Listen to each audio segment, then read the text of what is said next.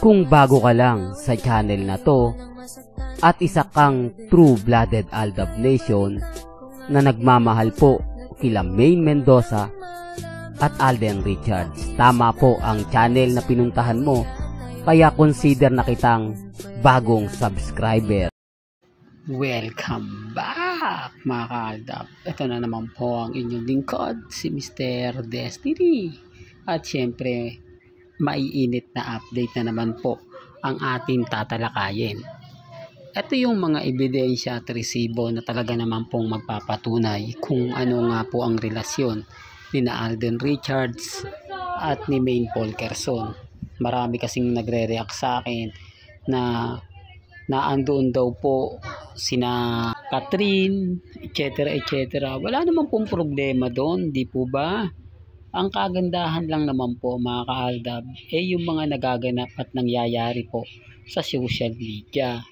Gaya nga po na sinabi natin sa APT studio nang pumunta po sina Jose, Wally, pumapabor po talaga yun sa Aldab. Tapos ngayon ang issue na mainit, di po ba? Na 2 years na nga po, pero bakit wala pa nga po raw anak sina Maine Polkerson at si Congressman? Common sense na lang po yan. Kasi nasa, ano talaga yan? Nasa tao po talaga yan. Di po ba? Ang problema niya na kina Congressman at kay Mengay na yan. Kasi kaya nga po kayo nagpakasal, di po ba? Para bumuo ng pamilya. Tama naman po yung mga nagiging reaksyon at komento po ng iba.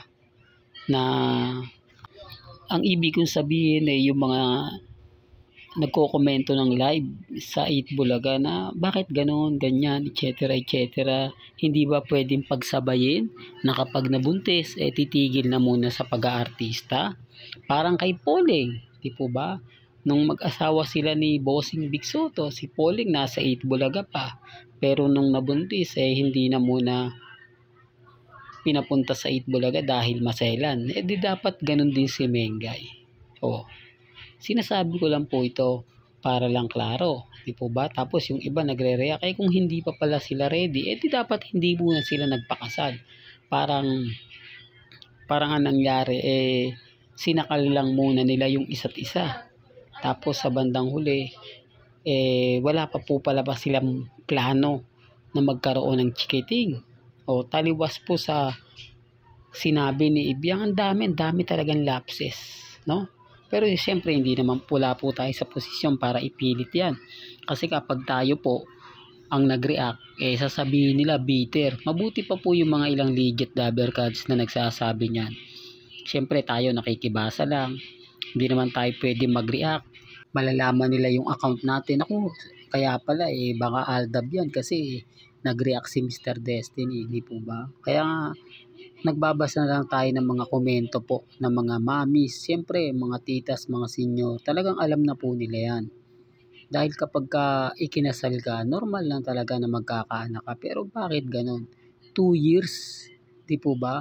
O baka may mag-react, hindi, marami nga mga artista na hanggang ngayon walang anak Pero kakaiba po ang edad kasi, depende po kasi yan sa edad Okay sana kung bata pa po si Maine.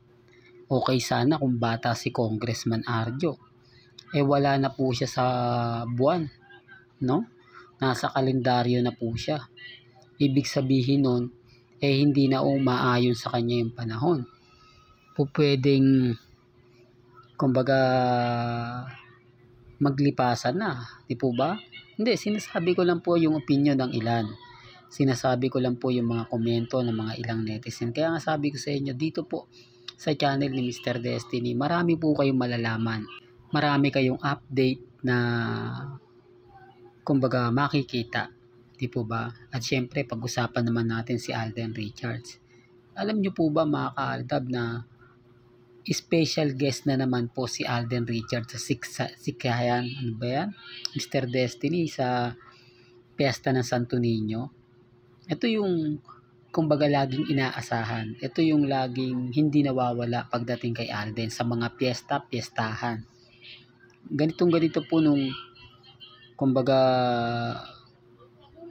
pinaghiwala yung Aldab noong mga panahon na to na kumbaga kailangan pumunta si Alden dun sa mga lugar na yon para i-promote ang GMA, di po ba? Well, syempre alam natin yan dahil kumbaga lagi tayo nakatutok ng mga panahon na yan. Pero okay lang, sabi ko nga po sa inyo, may kanya-kanya tayong opinion, may kanya-kanya tayong pananaw. Di po ba? Real talk to. At bakit nga po ba hindi ngayon nag-guest si Alden sa All Out Sunday? Oh, doon pa lang may mali na eh. Sa mga nagre-react po sa akin, sa mga nagko-komento, nire-respeto ko po kayo at ginagalang. Pero bago po kayo mag-react, tignan nyo po muna kung updated si Alden sa GMA ngayon. Nakapokus po siya sa mga kumbaga kaganapan sa kanyang pictorial, TV commercial, at eto nga po yung guesting. Oh, di po ba real talk mga kaaldab? Kaya nga po si Alden na naman ang issue na keso ganito, keso ganyan, tapos pumapasok na naman yung Katden fans na galit na sinasabihang hindi naman daw po marunong manligaw si Richard Polkerson. Kaya hindi daw siya nagugustuhan ni Catherine. Torpe daw, etc. Ito yung mga bitter na hindi po nawawala. Tapos sa amin po ibibintang. Di po ba pinagtatanggol ko nga po si Richard Polkerson sa mga taong nagsasabi na bading siya. Tapos tayo po yung sasabihan na nagpapakalat ng fake news. Di po ba? Common sense na lang po. Ito yung mga paliwanag ko na ayaw po nilang kumbaga mapanood, mapakinggan, pero yun naman po yung totoo eh. Di po ba? Na wala po talagang relasyon ang Katden. Pinipilit lang po nila. Kaya nga po wag po kayong magpapa-apekto sa mga nagaganap at mga nangyayari kasi hindi naman po yan kumbaga totoo. Real talk mga kaaldab. Kaya maraming affected sa akin eh. Sabi ko nga, magbasa po sila ng komento sa live sa 8 Bulaga. Doon malalaman nila. Doon makikita nila yung mga hinanaing na mga ilang fans. At kita nyo naman po yung post ni Mengay ngayon. Sa Facebook at sa Twitter lang. At yung mga update po ni Alden Richards. Sa mga nagsasabi na umiiwas daw po ngayon si Alden. Real talk, umiiwas talaga. Hindi na po katulad ng dati na siya po yung laman ng mga bali-balita. Di po ba siya yung kumbaga talk of the town na may bibidang bagong teleserye. Hindi po ba dati pinapakita na yan ng GMA pero walang project po. Ito yung patunay ko. Wala pong project si Alden Richards sa Sparkle Artist Center ngayon. Yan po yung totoo. Kaya may mabasa man po kayo, may mapakinggan kayo, may marinig kayo, wala po. Focus po muna si Alden ngayon sa pelikula. Ang problema lang po mga kaaldab, yung out of order. Medyo natatagalan pa. Hindi natin alam kung kailan nga po ba ito ipalalabas. Bigla kasing umingay yung kay Pepsi Paloma case. Biruin mo, halos karamihan ng vlogger ngayon. Yun po yung laman, no? Yun po yung pinag-uusapan. Yun po yung topic. Talk of the town. No? Kaya nga sabi ko sa inyo, tignan na lang natin kung ano nga po ba yung mangyayari ngayon. Kung tuluyan nga po bang mauuna yan. Kesa sa kawawa naman po yung pelikula ni Alden. Hindi po, pero kay Alden okay lang naman po yan. Siyempre yung Viva Films, gusto nila yung kikita kung ano yung mainit. Mainit yung issue sa kay Pepsi Paloma. Siyempre yun yung ipalalabas. Di po ba? Kaya sa mga Alden fanatics, sa mga gusto makapanood ng out of order, tutok lang po kayo sa akin para i-anunsyo na yan. O pagka nabalitaan natin i-anunsyo, abay, doon na magkakaalaman. Di po ba? Agad-agad ko naman pong ibabalita sa inyo. Agad-agad ko naman pong sasabihin sa inyo. Kaya wag po kayong magpapa-apekto basta-basta. Di po ba? Importante lang naman po kasi maging updated po kayo. Real talk to mga kaaldab.